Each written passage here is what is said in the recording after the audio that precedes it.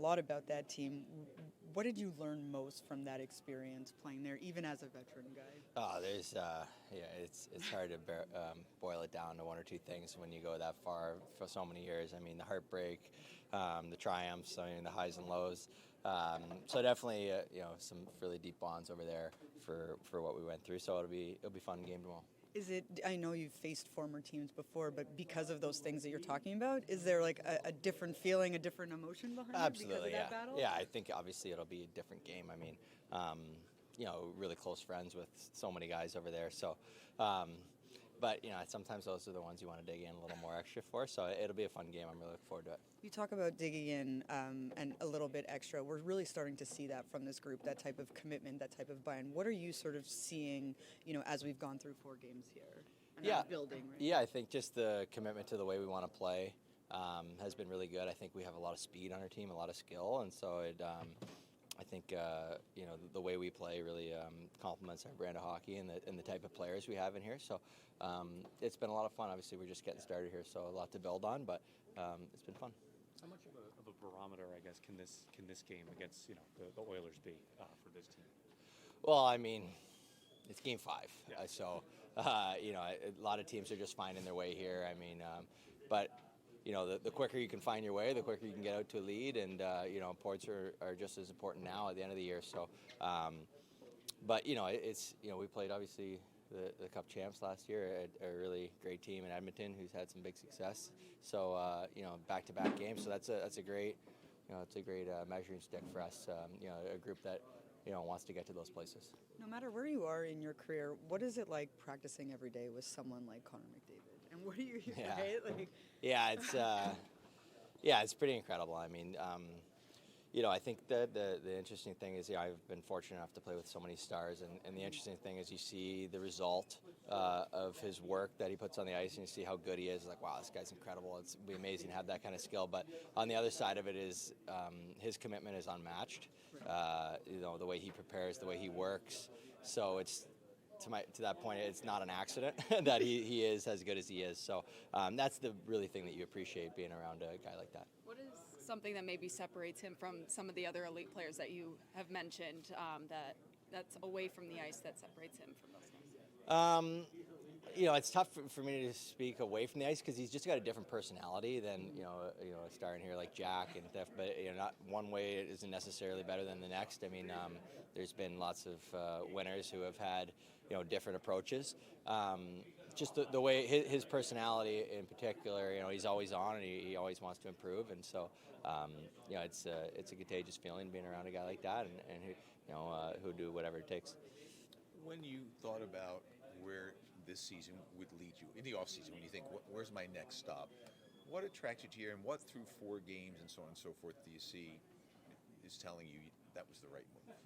Well, the biggest thing after going through kind of what I went through the last 2 years of being so close is, when the kind of situation in Edmonton didn't look like it was going to come to fruition, I really wanted to win was the first thing.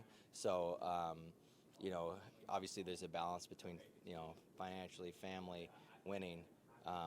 But when that winning has kind of always been at the top of the list, and I see a team in here that hasn't broke through yet, but has a lot of potential, and guys like the Hughes brothers I know really well, and just the skill in here. So I think that it's a situation that in a team that we can get to those spots again. That obviously once you kind of have a taste of it, you want to get back, and obviously you want to try to get it over the line. So as long as I'm still playing, kind of that's the goal. It is only game 5. What progression have you seen as the Devils get to their game? Well, I think that our brand is it's a really great brand. I think we play really fast. We close on guys quick. There's not much room. It's a tough. I know from playing against them, it's a tough team to play against. Just with how fast everyone moves and the motor of this team. And so I think that's a really big one. I think the penalty power play is going to get better. I think our penalty kills going to get better, and so power play and a good penalty kill, good power play, and good goaltending is usually a really good recipe, and I think that's something that this team has and can have. So, anyways, there's a lot of good ingredients, but like I said, it's game 4. We're going into game 5. There's a lot of runway. I'm sure we'll have some dips and we'll have some lulls, and it's all about kind of how we handle those.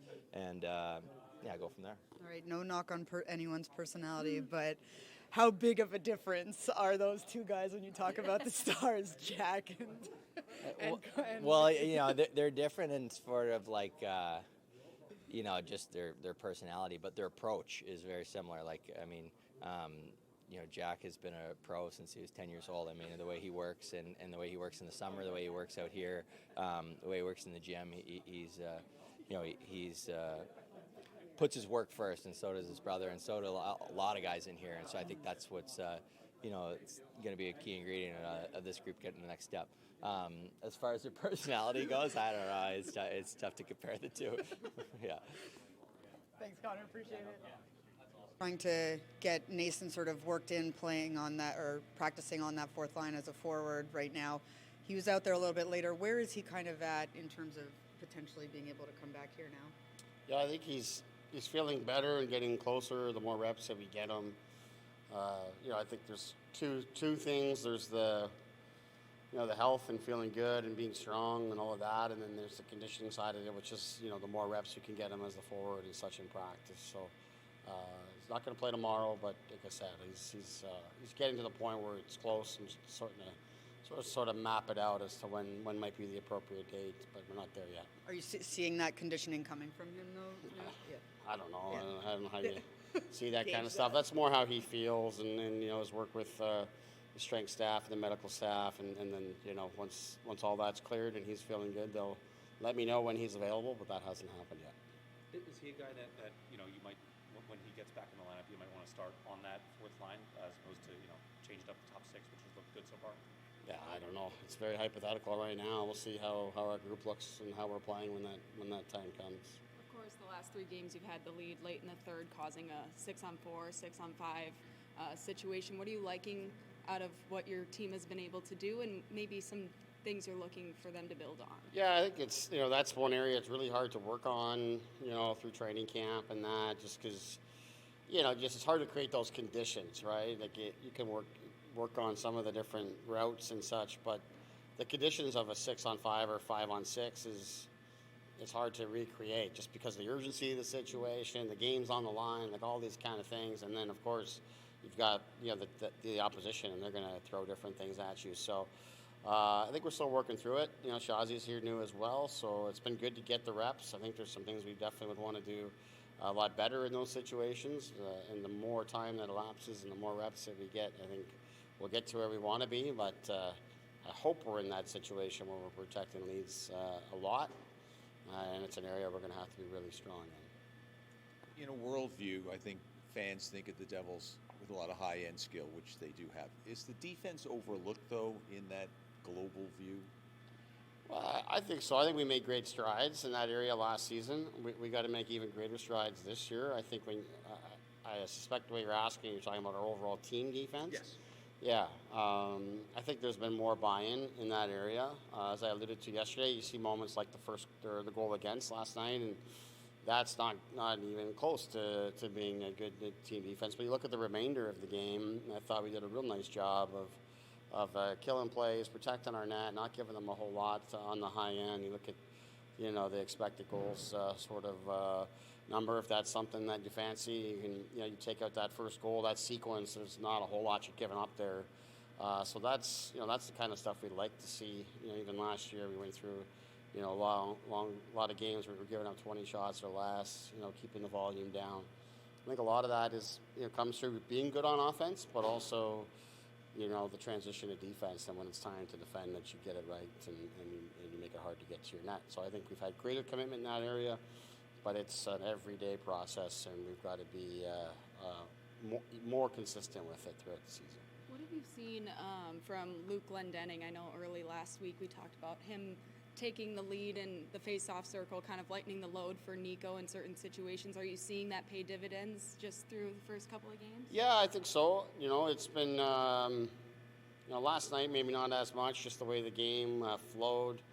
We got a lot more Nico taking on the load. But yeah, it's been helpful. Even little things like I used Glendening for an offensive zone face-off yesterday with Jack's line right in front of our bench, and I think it probably goes down as a loss in the job. He actually won it and hit the referee's foot, and then goes the other direction, as it tends to happen on these on these face-offs. But yeah, that's how I see his role. And then we just talked about team defense and all that. Like, he's a guy that you can put in those situations.